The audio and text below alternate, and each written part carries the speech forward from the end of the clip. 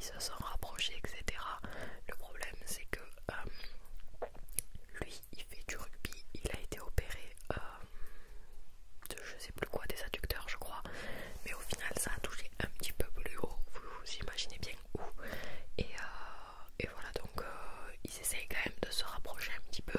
Elle a des soucis avec sa famille, son père qui est pas du tout, c'est un alcoolique, c'est un mec qui frappe ses enfants, mais elle par contre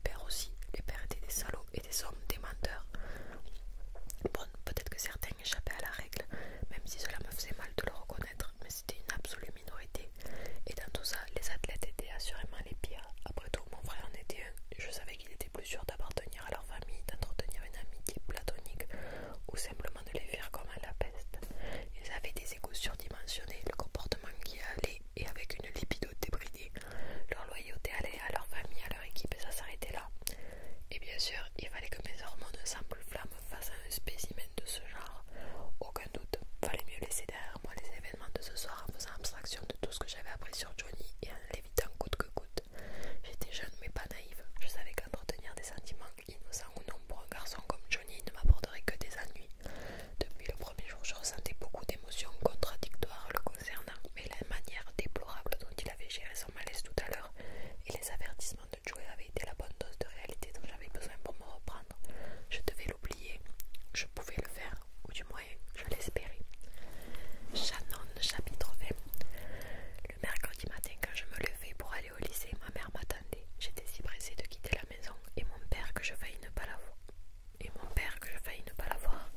C'est seulement lorsque je m'arrêtais dans l'entrée pour enfiler mon manteau que je remarquais assise à table de la cuisine une tasse de café entre les mains ma mère. Maman, m'inquiétais-je en l'apercevant. Elle avait l'air épuisée, avec des cernes marquées, le teint pâle et cireux. Elle portait sa vieille robe de chambre à bois et limée, le dernier cadeau de Noël de ta reine avant qu'ils ne partent pour de bon. C'est leur frère. Je reposais mon manteau sur la rampe d'escalier et pénétrais dans la cuisine. Qu'est-ce que tu fais debout à cette heure? Shannon, me salua-t-elle avec un pauvre sourire. Assieds-toi un peu avec moi. Il était si inhabituel de l'avoir levé aussitôt que je m'exécutais. Quelque chose clochait, c'était évident. Je jetai un œil à ma montre pour m'assurer que je n'avais pas raté mon réveil. Il était 5h45. J'étais en avance, il y avait donc officiellement un problème. Je pris place en face d'elle. Qu'est-ce qui ne va pas? Je n'ai pas le droit de me lever pour être là quand tu pars à l'école. Non, pas vraiment, pas du tout même. Mon silence devait en dire long car elle lâcha son mug et posa sa main sur la mienne. Shannon, reprit-elle, je sais que tu as parfois l'impression que nous,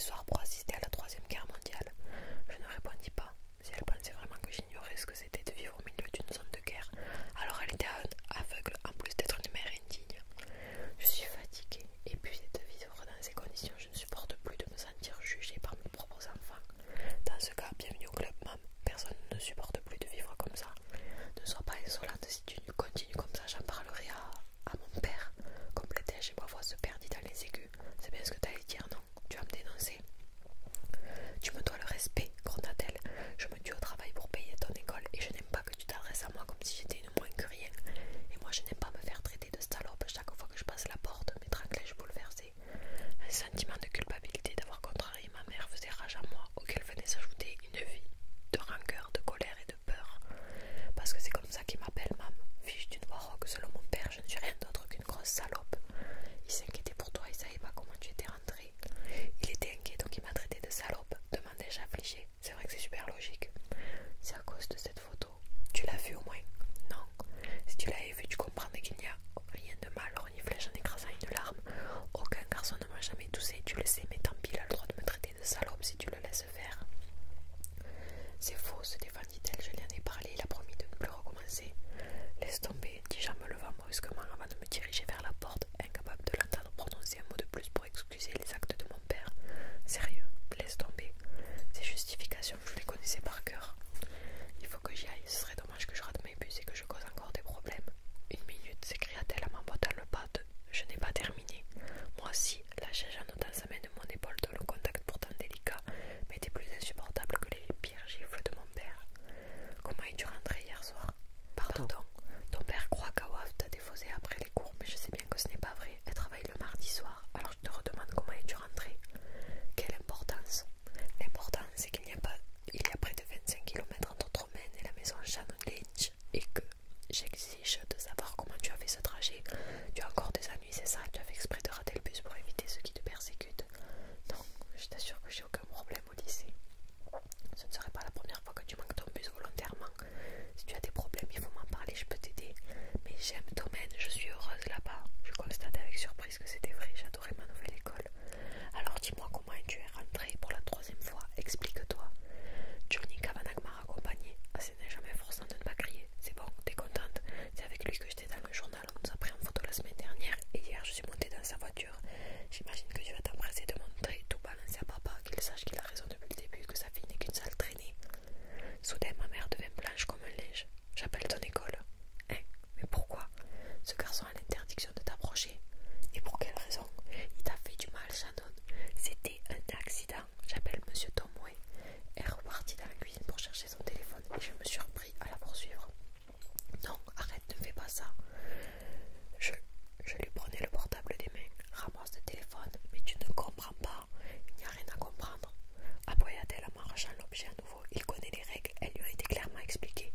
Il n'a pas le droit de t'adresser la parole, il était prévenu et sans la moindre ambiguïté. Il aurait dû être suspendu après ce qu'il t'a fait. Et quand j'en aurais fini avec lui, il a intérêt à l'être. Le problème, c'est pas Johnny. Il s'est excusé pour ce qui s'est passé. Il a remplacé mon uniforme. Il m'a défendu à l'école quand un type m'a voulu m'embêter. Il n'a fait que m'aider depuis le début, Ma mère n'était pas une femme imposante, mais du haut de son mètre 72 et à 4 mois de grossesse, elle me donnait l'impression d'être minuscule à côté d'elle.